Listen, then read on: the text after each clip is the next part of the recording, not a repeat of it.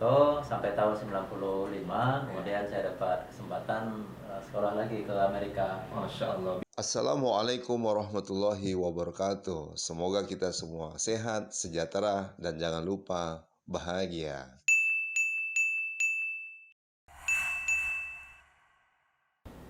Assalamualaikum warahmatullahi wabarakatuh. Alhamdulillahirrabbilalamin. Allahumma sholli ala sayyidina Muhammad wa ala ali sayyidina Muhammad. Kembali bersama saya Abi Yudi di channel kita Abi Yudi Official.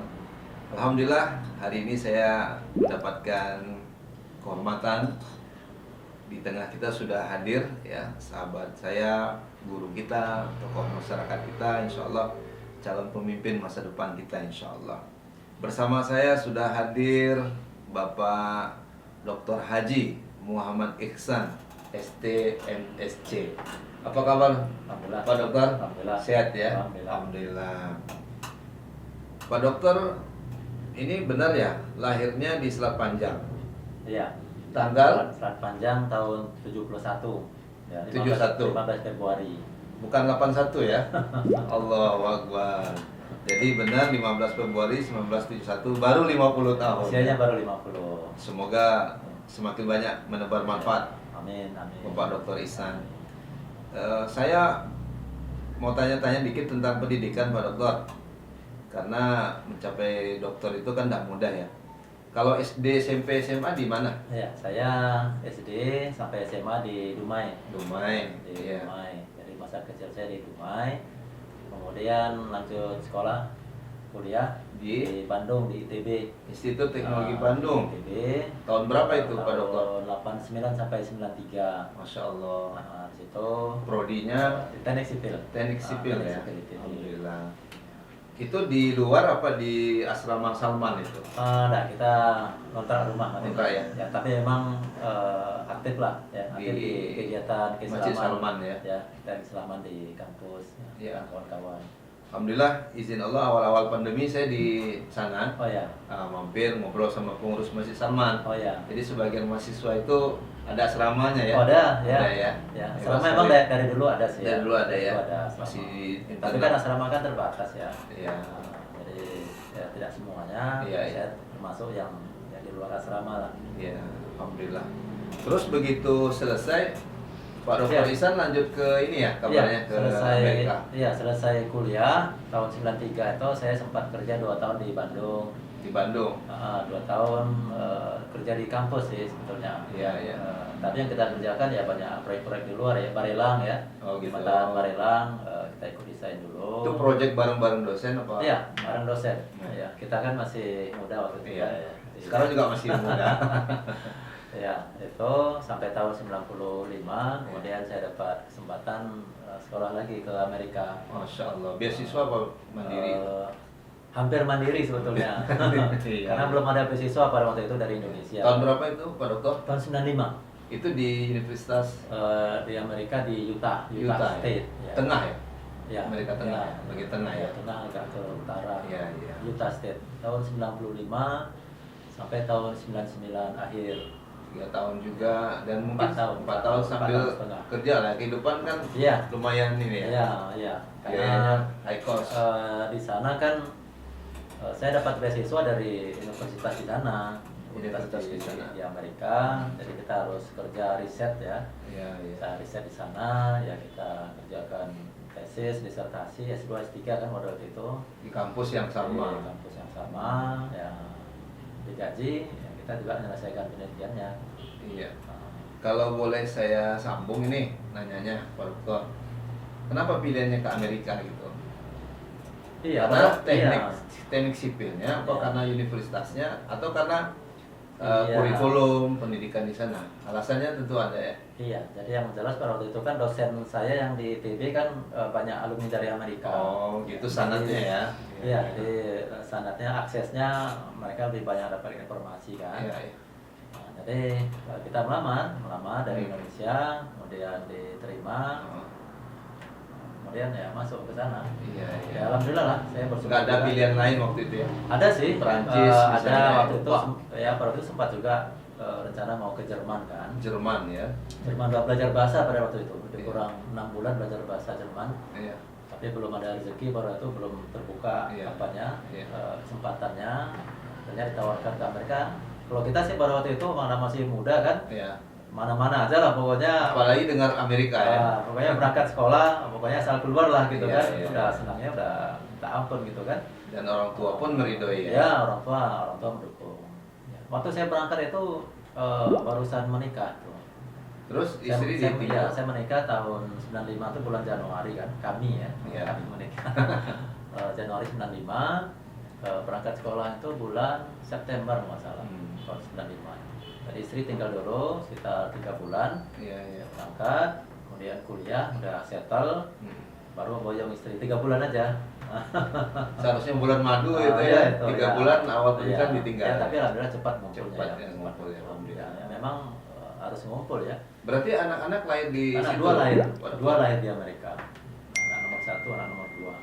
Itu ditanggung negara atau gimana kalau sistem kelahiran anak di sana? Iya, kalau di Bagi warga negara asing. Iya, kalau di Amerika kan setiap anak yang lahir di Amerika, meskipun bukan dari warga Amerika, orang tuanya itu tetap dianggap anak Amerika. Oh, luar biasa. Karena dia warga negaraan berdasarkan tempat lahir, Tempat lahir. ius soli ya, Iya, istilahnya ya. iya, iya. Nah, jadi anak kami ya itu berhak mendapatkan hak-hak sebagaimana warga Amerika, anaknya. Anaknya. Iya, jadi banyak dapatkan bantuan tuh waktu itu. Oh, termasuk pendidikan. Iya, pendidikan juga termasuk semuanya lah. Termasuk ya, Ya, semua, artinya kesehatan ya, pendidikan. apalagi kalau kita ya kalau mahasiswa kan dulu kita mahasiswa kan, Mahasiswa. itu kan kiri dulu ya.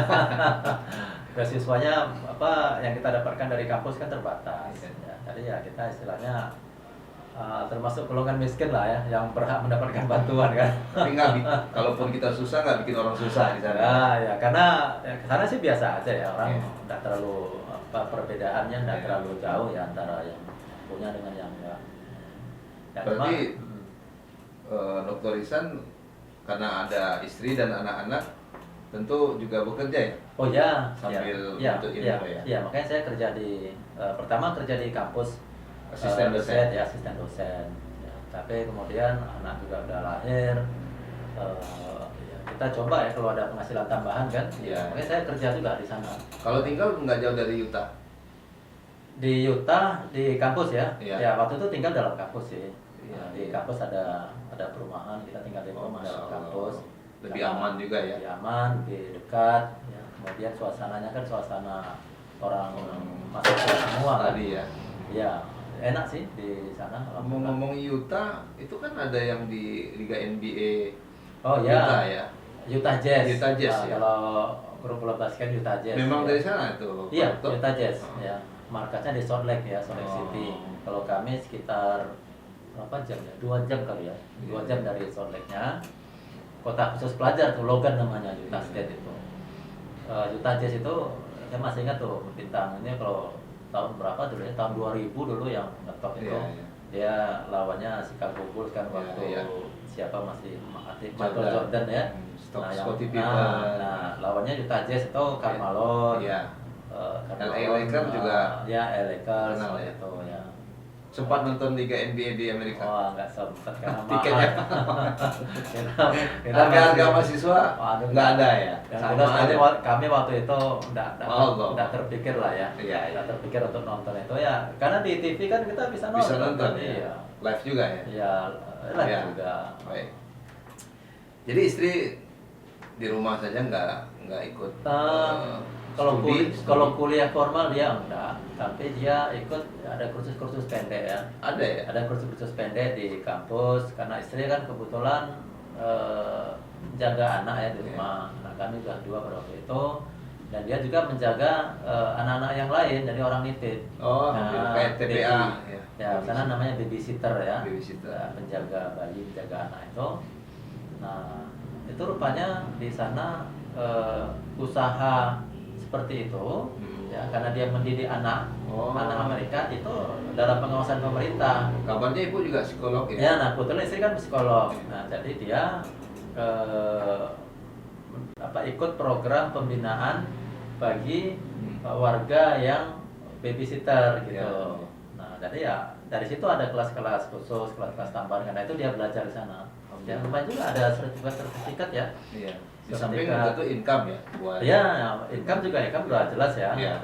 Per jam menjaga anak. Jadi jaga anak kita. Anak bule juga. Anak bule macam-macam. Anak bule, anak orang orang Iran, orang India, segala orang agama juga ya. Argentina. Artinya ada muslim, non muslim. Iya, iya. Tapi nggak ada masalah sih di sana ya, karena terkait itu barangkali Pak Dokter, menariknya kan sebentar lagi Ramadan ya. Iya. Boleh jadi selama di situ Dokter Ihsan melewati Ramadan di Amerika ya. Empat kali ya. Itu gimana sih suka dukanya ketika Ramadan di negeri orang yang menjadi minoritas gitu? Iya, ya kami juga merindukan ya suasana itu ya, karena beda ya. Iya. Kebetulan pada waktu kami di sana itu Ramadannya jatuh pada musim dingin. Musim dingin, ada 2 musim ya? Panas dingin, empat sebetulnya. Musim dingin, habis musim dingin itu yang salju ya. Kemudian musim semi, kemudian musim panas, baru musim gugur. Nah, kalau musim semi dengan musim gugur tuh lebih kurang sama lah dengan Indonesia. Yang beda tuh musim panas dengan musim dingin. Kami pernah tuh musim dingin. Nah, musim dingin itu kan matahari lambat ya terbitnya. Berarti subuhnya udah jam setengah 7. Subuhnya jam setengah 7. Ya, subuhnya jam setengah 7. Jadi kita ya sahur tuh jam setengah 7. Sahur jam setengah 7, kemudian bukanya jam setengah 5. Iya. Jadi cepat kan, nggak terasa sih karena dingin gitu ya. Ya laparnya aja, tapi ya sebentar lah dibandingkan dengan Indonesia. Ya. Yang kasihan itu kalau puasanya itu di musim panas. Musim panas. Apanya sahurnya jam 4 gitu, kemudian bukanya itu jam setengah 10. Setengah 10 malam. Ya, karena matahari terbenamnya baru jam segitu. Allah. Jadi ya kasihan juga kalau pas dia di Amerikanya musim panas kan. Ya dari lama. Cuma ya karena suasananya itu beda ya, bagi kita ya menarik, spesial ya, masih ingat terus ya. Berarti nanti sama muslim mau dia mahasiswa pekerja dari mana-mana boleh jadi ada kumpul bareng buka bersama atau kita kan punya Islamic Center di situ pusatnya yang di Utah di kotanya Logan ya. Logan itu punya Islamic Center, masjid lah. Masjid. Cuma modelnya model rumah dijadikan masjid. Kita nyebutnya istilah yang umum di sana Islamic Center. Kalau masjid-masjid yang ini tadi belum ada sih. Kalau yang masjid yang betul-betul ada struktur dibangun khusus itu di kota besar biasanya. Kalau di Logan kan penduduknya kebanyakan pelajar aja ya. Yang rumah itu ya nggak muat ya? Muat sih kalau untuk semua komunitas muslim yang ada di Logan muat ya, sekitar 300 orang masih muat ya. Ya ada lantai pertama, ada basement. Itu sampai itikaf juga, ada kegiatan itikaf biasanya? Itikaf waktu itu nggak banyak sih ya, ada beberapa yang itikaf ya. Tapi yang jelas sholat 5 waktu ya itu biasanya ada ya. Yang paling ramai itu maghrib sama isya. Orang orang belajar ya, orang di kampus banyak. Sebagai mahasiswa juga mungkin diminta barangkali Pak Dokter ngisi khutbah itu pernah kali ya? Itu yang menarik ya, saya itu pengalaman khutbah Jumat pertama itu seumur hidup justru di Amerika. Langsung bahasa Inggris. Bahasa Inggris. Ya, jadi ya pada waktu itu kan brother kan datang pergi ya. Nah, pas saya udah setahun di sana, banyak juga yang pulang kan, kekurangan stok itu khotib kan. Jadi karena ya kita kan memang sudah lama ya terlibat di masjid ya, kita hadir itu ditawari. Kamu jadi apa ya khotib ya? Oh nggak ada orang nih. Baru itu pas musim panas kan, musim summer kan. Musim panas orang banyak libur kan, banyak pergi-pergian kemana gitu. Jadi kalau nggak ada, ya udahlah siap gitu kan, karena fardu kifayah kan. Jadi jamaah tetap ramai ya. Tetap ya, kalau jamaah sih sekitar ya 20 orang, 30 orang. Kalau Jumatan bisa 50 orang paling banyak. Itu dari Turki, India, banyak ya. Saya kira itu kita melihat internasional itu di situ Islam itu. Turki, India, Bangladesh, Iran, Oman, Yaman, di Eropa juga, Saudi Arabia, Palestina, Mesir, apa lagi? Nikmat ya? Iya, India, Bangladesh, Malaysia, Brunei Iya, semua. iya, iya. Jadi menjaga keberagaman itu kita yang minoritas gimana di sana tuh? Iya, di sana kebetulan pada waktu itu tidak terlalu banyak peristiwa konflik di dunia antara Sebelum Islam. WTC ya? Sebelum, ya WTC kan tahun berapa ya? 2000 atau 2001 ya, Iya. sekitar itu ya. Dan Pak Dokter udah pulang ya? Udah, waktu itu udah pulang Indonesia. Ya, pada waktu itu paling yang berdekatan pada waktu itu tahun 90 itu penyerangan itu ya, penyerangan tentara Amerika ke Irak ya, Iya. perang apa? Teluk Gurun ya, perang Teluk Pertama kan. Tapi habis itu normal-normal aja sih. Iya, iya. Ya kita pun sebagai minoritas tidak terlalu masalah kalau di tempat kami karena kotanya kan kota pelajar. Kota pelajar. Ya, jadi umumnya mereka menghargai lah. Menghargai. Ya. Jadi istri pun pakai jilbab biasa, Jilbab. aja, nggak masalah. Iya, iya. Alhamdulillah. Alhamdulillah. Baik, jadi kegiatan di Islamic Center itu biasa kayak di sini. Tarawehnya Iya. dua-dua juga apa ada? Tarawihnya Empat apa? dua persen. Dua-dua biasa ya. Dua tiga. Dan alhamdulillah dengan minoritas kita di situ lebih terasa ya kebersamaan di Ramadan Oh itu iya, ya. iya. Ya kita sering buka puasa ya, biasanya Sabtu Minggu itu buka puasa bersama di masjid. Kadang ada yang undang ya, kalau misalnya hari yang lain kalau ada khusus undang ya. Iya. Nah itu kalau di sana undang makan itu memang apa ya, kalau Spesial gaya kalau ya, makanan spesial ya. Maksud lebaran tuh full ya. Iya, dihamparkan gitu ya. Plastik di tengah tuh kan. Macam-macam itu. Wah itu perutnya sampai bengkak dulu makan, dipaksa terus makan. Makanan di Nusantara ada nggak tuh? Ada Kayak ya. kita ketupat sayur gitu. Kalau itu sih pas lebaran ya. Pas lebaran ada ya. Kalau yang ini kan ya nasi Arab. Ah, nasi Arab. Nasi Arab sama nasi India itu kan hampir sama ya. Iya, iya. Jadi lauknya tuh memang dimasaknya dalam nasi itu. Iya, iya. Alhamdulillah. Enak ramai lah. Iya, iya. Alhamdulillah Dokter Isan sudah 4 tahun ya lebih kurang di sana. Ya, pas setengah tahun. Pas setengah tahun. Baik, mungkin kita berangkat pada topik yang kedua ya setelah Ramadan di Amerika dan suasananya. Apa sih yang menarik dari Amerika itu, Dokter Isan? Mungkin kalau saya lihat sepertinya etos kerja ya, barangkali atau kedisiplinan atau banyak hal lah yang Dokter Isan jadi punya pengalaman ya. Ya, tadi kan alasan orang banyak ke Amerika tuh kalau seperti saya kan untuk pendidikan ya. Iya. Tapi sebenarnya kalau saya lihat sih pendidikan kalau apa yang kita pelajari sih lebih kurang aja. Kurikulumnya mungkin pas ya. Ya kurikulum lebih kurang aja. Kami di ITB dulu saya belajar teknik sipil. Buku yang dipakai ya buku-buku Amerika juga, bahasa juga ya. Kemudian ya malah kalau S1 kita dengan S1 mereka lebih banyak kita belajarnya daripada mereka pada waktu itu ya, karena sekian tahun kita belajar. Iya, karena kurikulum kita lebih banyak gitu. Nah mereka 3,5 tahun udah bisa selesai, kita harus 4,5 tahun 5 tahun. Iya. Jadi lebih banyak. Prinsipnya kalau pendidikan sih kalau materi lebih kurang sama. Terus tingkatannya berarti yang membedakan junior high school, senior high school, Ya itu pun sama.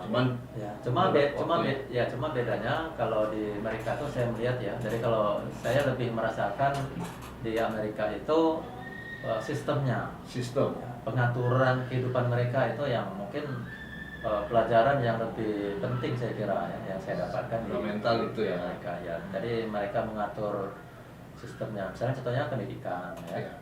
Pendidikan kan kalau kita kan kalau SD itu diajarkan macam-macam kan? Iya. Belajar semuanya. Matematika, pokoknya canggih-canggih lah semuanya kan? Iya. Kalau anak Indonesia, misalnya udah kelas 3 Indonesia nih, ya, keempat kelas di Indonesia, orang tuanya pergi ke Amerika sekolah kan? Iya. Masuk sekolah di sana kan? Itu bosen dia. Iya. Kenapa? Terlalu gampang matematikanya. Oh gitu ya.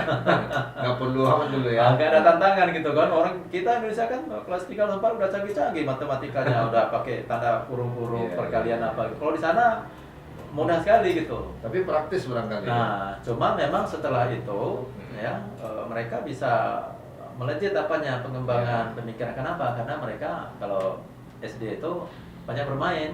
banyak bermain.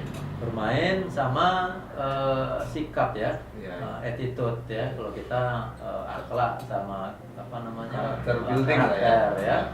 Jadi berani mengajukan pertanyaan, Percaya diri, kemudian percaya diri, kedisiplinan, cara buang sampah, cara menyeberang jalan. Nah kalau di sana nyebrang jalan aja tuh diajari tuh. Iya. Kalau kita kan di teori aja kan, Iya. nyebrang jalan gimana, di zebra cross katanya Iya. kan. Zebra cross yang kayak mana nggak tahu juga kita. Kalau mereka anak-anak itu dibawa itu, anak SD dibawa keluar kan. Saya pernah lihat itu. Iya. Anak SD itu keluar dari halaman sekolahnya kan, bawa sama gurunya kan, nyebrang jalan. Dan anak-anak sampai SD juga di Nggak sana. ada anak-anak saat ini. Kami anak umur 4 tahun waktu Oh, udah itu.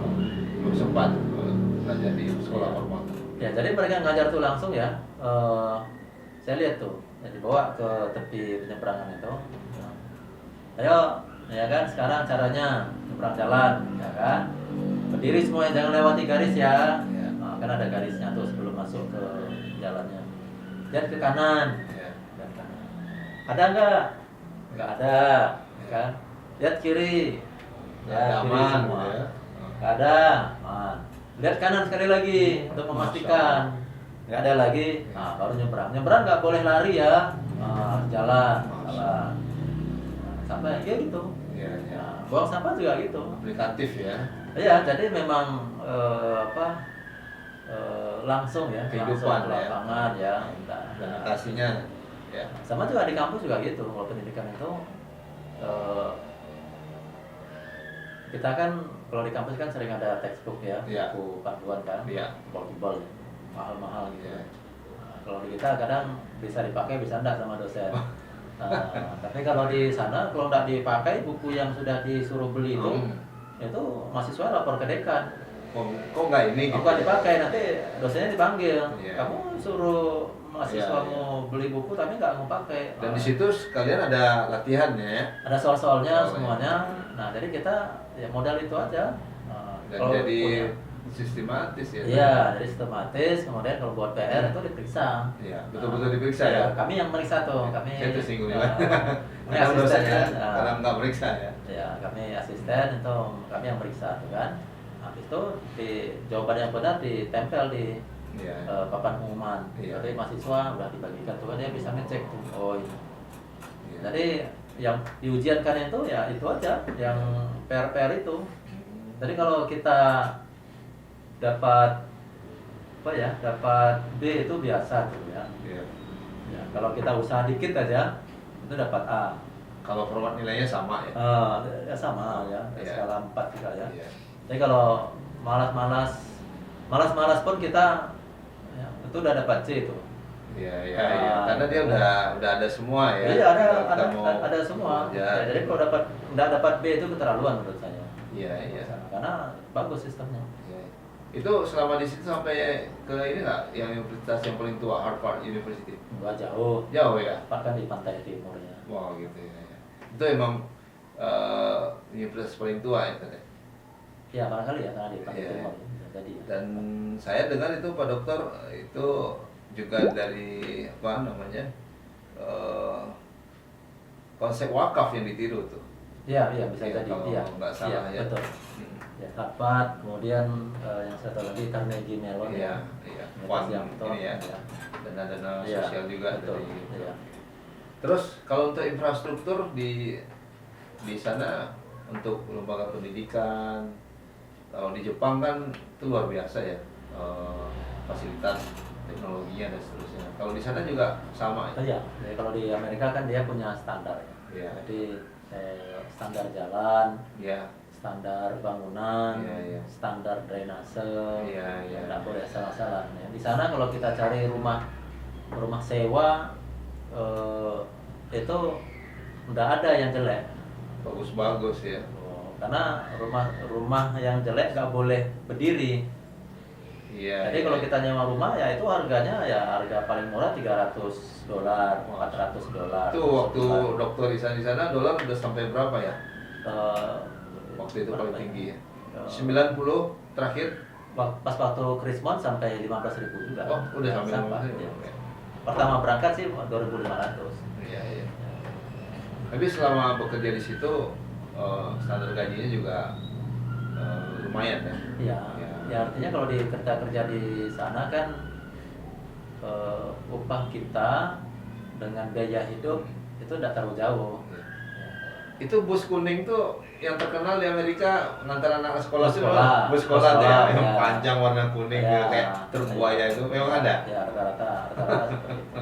Di Utah juga Iya. ada. Iya. Masya Allah. Jadi infrastrukturnya tadi itu ada standarnya. Ada standar. Jadi kalau kita buat parit kan sumbat-sumbat, Oh, iya. tumbang-tumbang. Dan saya sering lihat juga itu di media sosialnya Dr. Ihsan ya, sahabat Abiyudi. Dilihat aja FB Muhammad Ihsan, M-nya gede, Muhammad Ihsan, dan di IG beliau D kecil R Ihsan ya. Nah, mungkin kita lihat keseharian beliau juga sering ngamatin parit-parit ternyata. Drainase ya. Generasi ya. Gimana Sat? Nanti dari Ramadan di Amerika sampai pengalaman belajar sampai infrastruktur, dan kita sedikit nyinggung infrastruktur di. Saya senang ya Dr. Ihsan di Dumai, dan saya kelahiran Pekanbaru, dan hari ini kami dipertemukan di Pekanbaru. Kita kan berharap menjadi solusi kan Sat, bukan hanya mengkritisi ya apa yang sudah ada, tapi menawarkan solusi ya. Kira-kira ini kalau untuk di Pekanbaru ini yang idealnya gimana Sat? Kalau udah lama di Amerika, kalau lihat infrastrukturnya di sini terkait jalan, parit, dan banyak yang tersumbat, itu gimana? Sampai nanti mungkin juga ada konsep tentang manajemen sampah ya. Iya. Iya, gimana sih? Jadi kan semuanya itu berawal dari perencanaan. Perencanaan. Perencanaannya harus baik. Iya, iya. Perencanaannya baik, ya, kemudian diwujudkan dengan komitmen anggaran.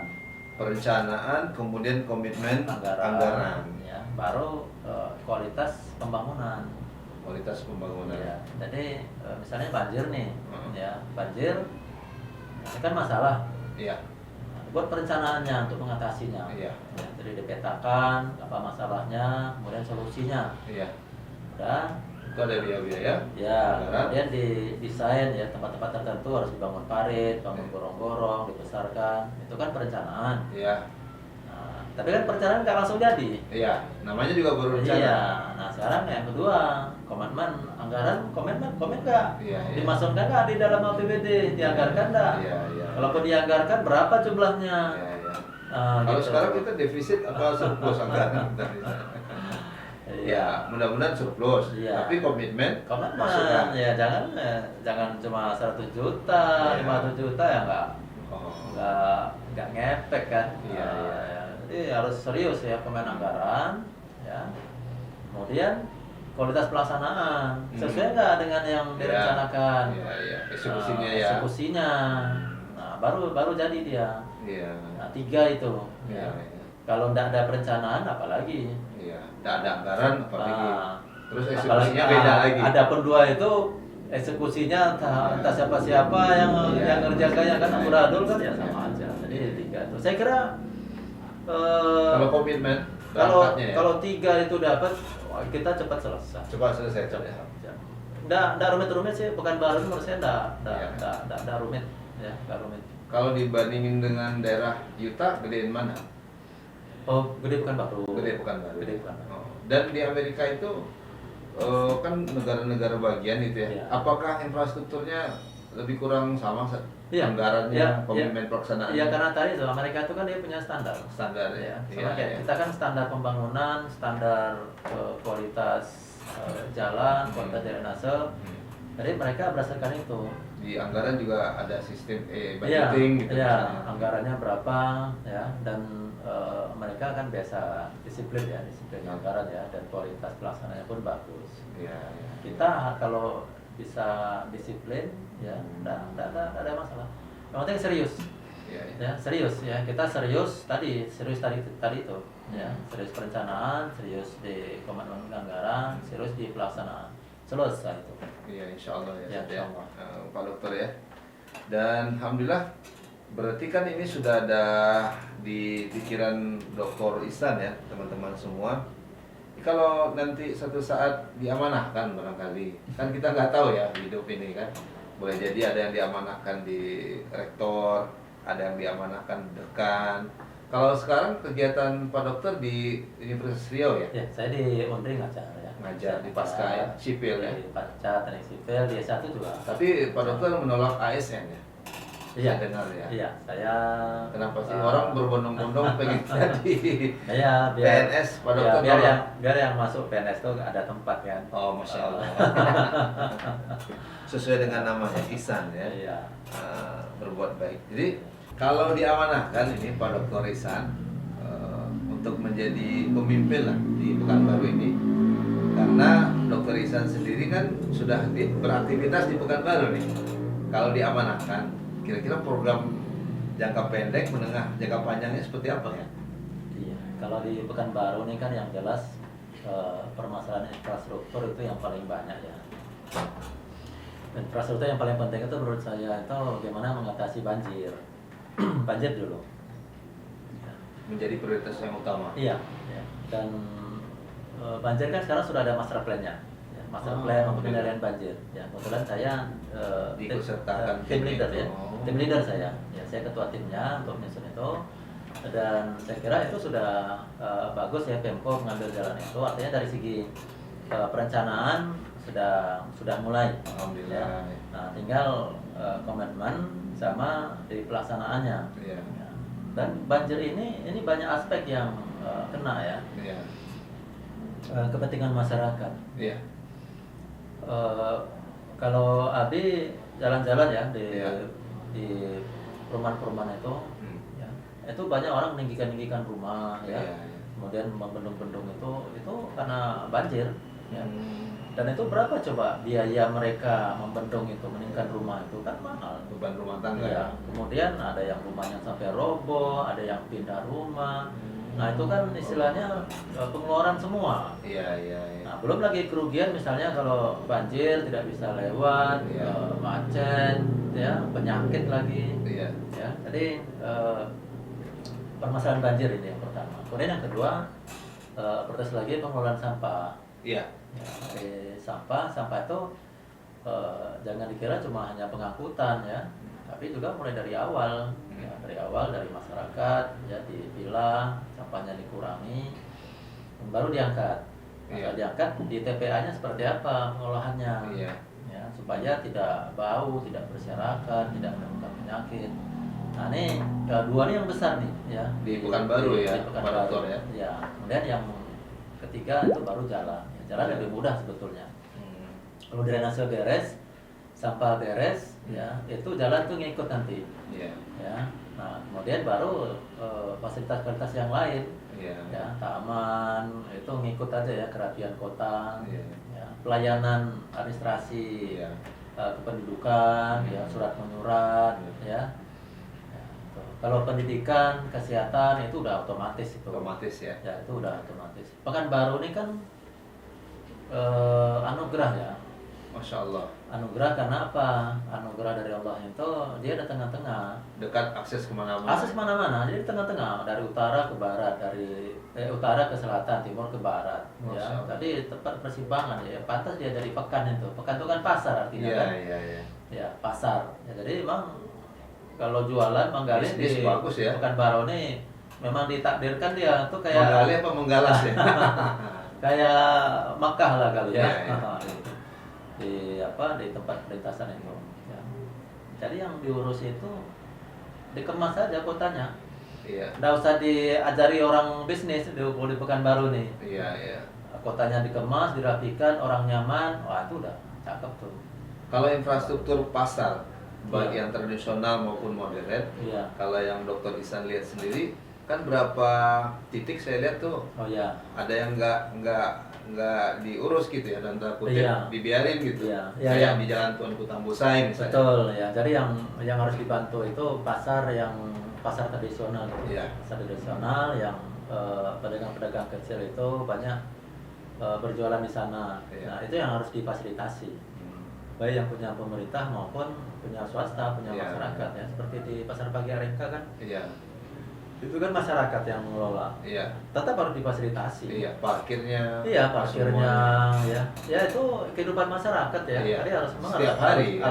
harus dibantu, nggak bisa dibiarkan. Masya Allah. Apalagi digusur-gusur, dipindah-pindah, ya tinggal diatur aja. Diatur. Saya kira masyarakat kita kalau diatur, kemudian disiapkan tempat yang bagus, itu bisa teratur kok. Dan tidak berat juga mereka mengeluarkan distribusi, kontribusi iya, untuk iya. kebersihan Ya atau kalaupun keamanan. dikeluarkan dari dana pemerintah kan, toh itu kan dikembalikan Iya. ke masyarakat juga. Iya, iya.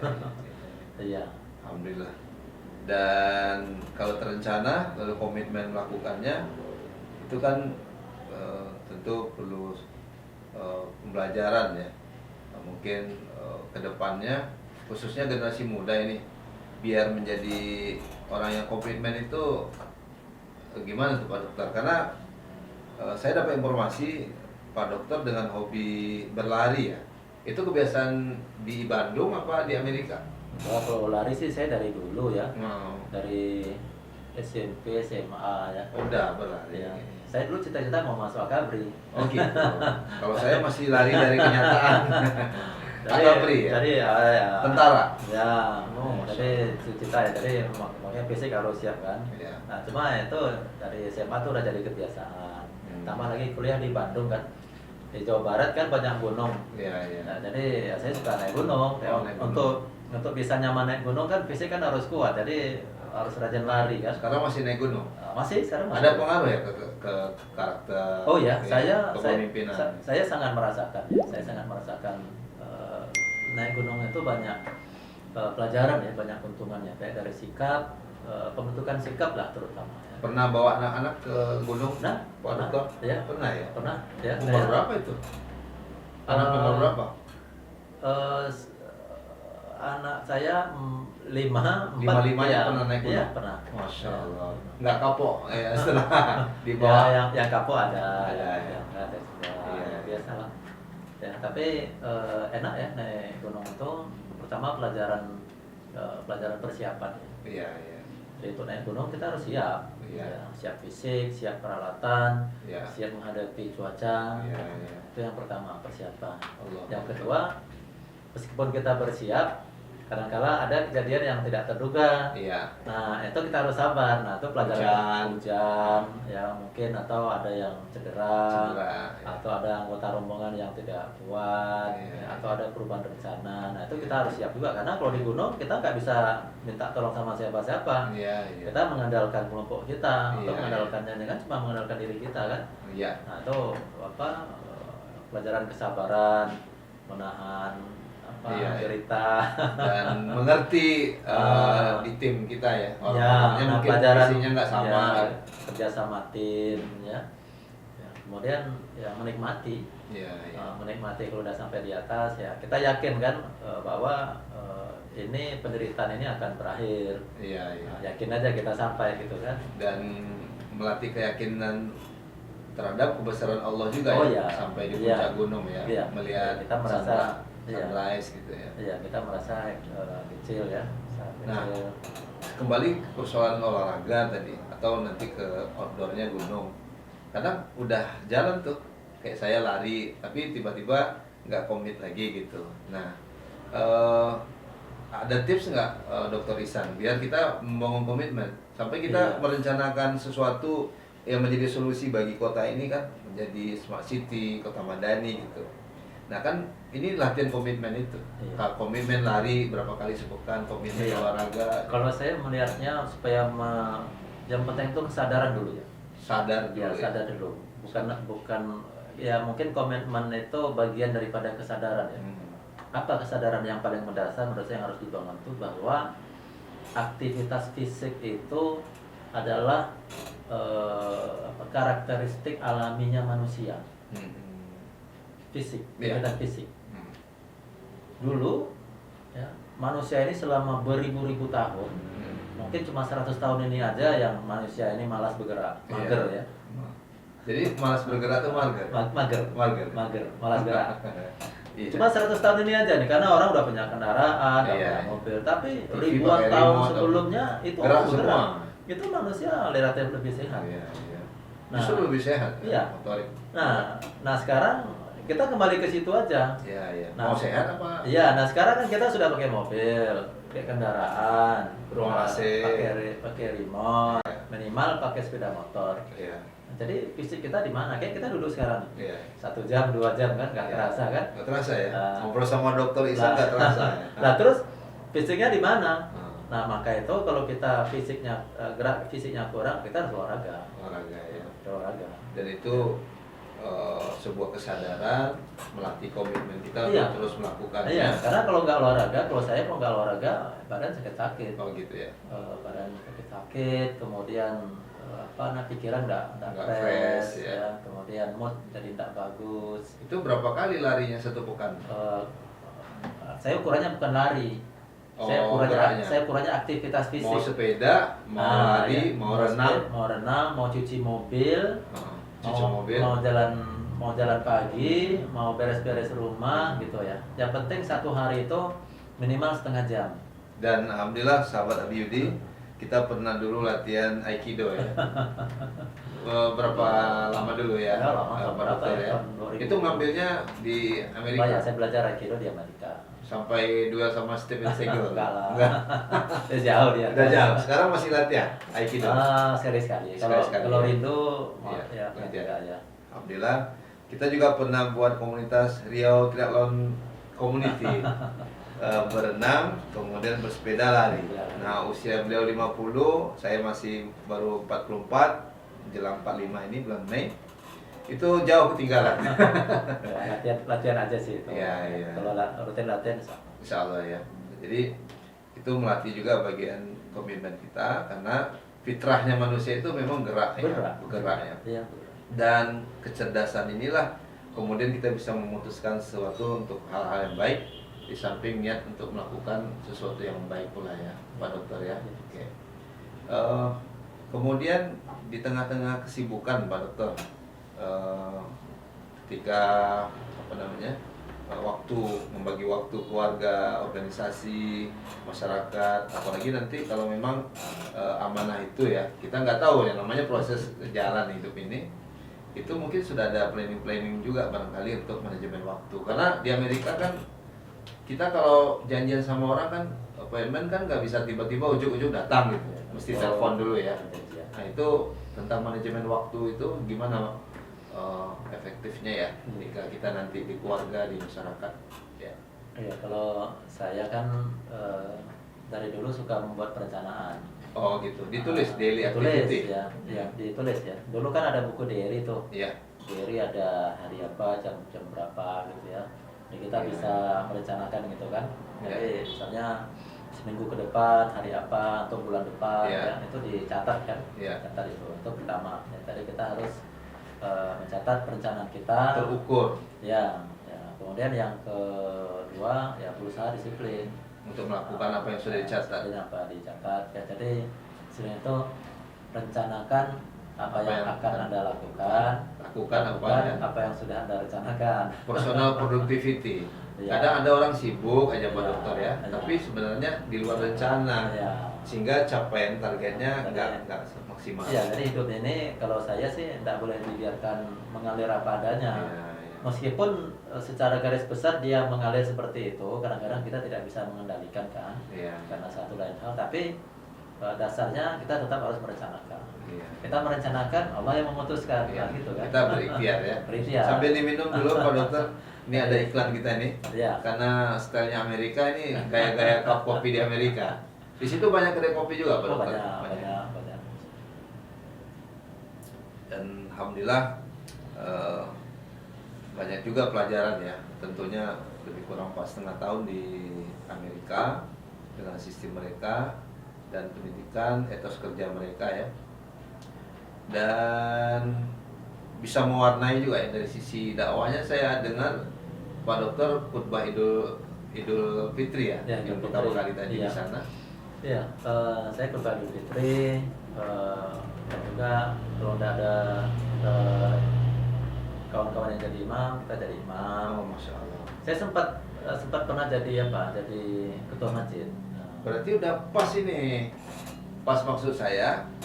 Ya masuk nih umarok ulamanya. Kan Pekanbaru ini perlu smart city katanya, kemudian madani gitu ya. Ya nggak tahu lah ya. Iya, kayaknya kalau kita berdua kayaknya cocok juga ya. Abi nomor 1 ya.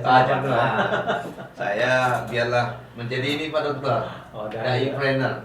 Nah, Jadi ya. untuk Pekanbaru membangun mentalitas karakter tentu harus ada sisi spiritual ya. Mungkin ada masukan untuk generasi muda kita untuk membangun suasana yang Melayu, yang Islami ini gitu di Pekanbaru dengan ya homogen ya, heterogen yang macam-macam juga kan di Pekanbaru ini. Iya. Ya jadi kalau kita ya terutama yang muda ini kan Pekanbaru ini kan punya bersama. Menarik. Ya siapapun yang tinggal di Pekanbaru punya hak, punya kewajiban untuk membaikkan. Iya. Karena akan kembali ke kita. Iya, membaikkan Pekanbaru. Ya, jadi ya kesadaran dari pribadi ya untuk lingkungan. Ya misalnya yang paling sepele kan buang sampah. Ya, tidak mengotori lah gitu kan. Kalau kita nggak sanggup membersihkan, jangan mengotori gitu kan. Ini dengerin ya. Jadi kalau kita nggak sanggup membersihkan, jangan mengotori. Karena kita lihat juga di Pekanbaru ini, Pak Dokter, mobil mewah, buka kaca mobil, sampah keluar, cup minuman kah ini semua, ya. Kalau saya nampak itu saya ambil itu, loreng masih itu masukin lagi kacanya. Oh gitu ya, pas buka ya. Oh keren juga nih. Kalau punya kita pemimpin seperti ini, tapi Pekanbaru sudah mulai ada ini ya, pelanggaran lalu lintas, CCTV itu ya. Jadi itu ya, kita berkontribusi ya. Ya, minimal ngurus punya kita sendiri. Iya. Di jalan juga gitu, di jalan ya, kalau kita nggak bisa menertibkan orang, ya minimal diri kita sendiri kita tertibkan. Ya, dan itu value-nya ada dalam agama semuanya. Kalau masing-masing orang bisa tertib di jalan, nggak gerusa-gerusu ya, nggak hidup-hidupkan klakson itu kan, nggak menghargai hak orang di jalan ya. Kalau nyalip itu ya pikir-pikir lah gitu kan. Kalau sudah jelas kita nggak bisa masuk ya jangan maksa gitu kan. Nah, saya kira kalau yang kecil-kecil seperti itu ya antri ya, antri, kalau di mana kita antri ya pokoknya yang bukan haknya kita jangan diambil ya, jangan dipaksa-paksa. Saya kira kalau itu aja itu sudah luar biasa. Luar biasa. Jadi tahu hak kita ya, tahu kewajiban kita, udah itu aja.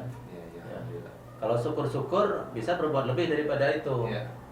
Hak orang kita berikan gitu kan, bukan hak kita aja yang kita ambil kan. Nah, kalau itu lebih baik, tapi minimal lah ya kalau itu udah lakukan ya, pertama kita yang muda, karena kita kan membentuk sikap kita kan dari muda.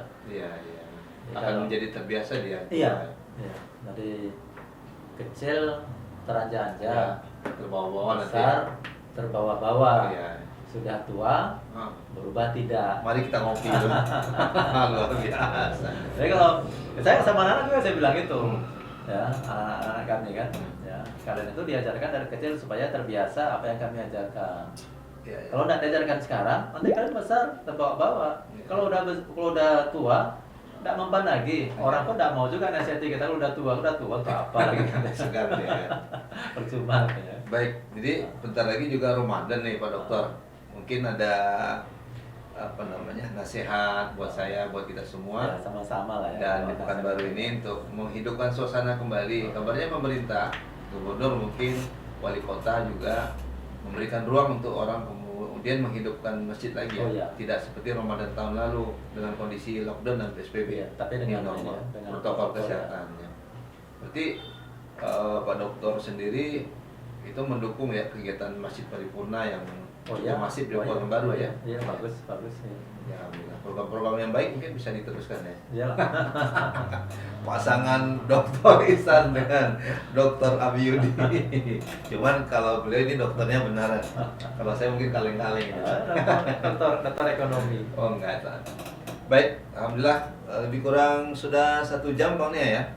Kita podcast sama tokoh masyarakat ya, guru kita ya, akademisi, dan insya Allah beliau punya niat yang baik ya. Kita ngobrol-ngobrol juga beliau ada feeling ekstrovert ini ya. Jadi peka terhadap kesulitan masyarakat ya, membantu masyarakat dengan niat yang baiklah kita semua. Karena yang kita inginkan adalah di sisa usia kita ini berkontribusi ya, dalam bahasa yang diucapkan Rasulullah, khairun nas anfa'uhum linnas, baik itu di keluarga, baik itu di tengah masyarakat. Dan semoga Dr. Ihsan diberikan kesempatan untuk terus menebar manfaat ya dimanapun berada, bukan hanya buat keluarga tapi juga masyarakat, dengan kompetensi keilmuan beliau, dengan harta yang Allah titipkan, boleh jadi juga dengan kuasa yang Allah titipkan. Dukung terus Dr. Ihsan, channel Abi Yudi Official dengan saya Abi Yudi dari Planner, dan semoga nanti kita semua ya dapat kembali menghadirkan ya konten-konten bersama tokoh-tokoh masyarakat kita. Sekali lagi Dr. Ihsan, jazakumullah khair atas kebersamaan di studio Abi Yudi Official. Salam buat istri, buat anak-anak. Semoga bahagia dunia akhirat ya, wonderful family ya. Terima kasih.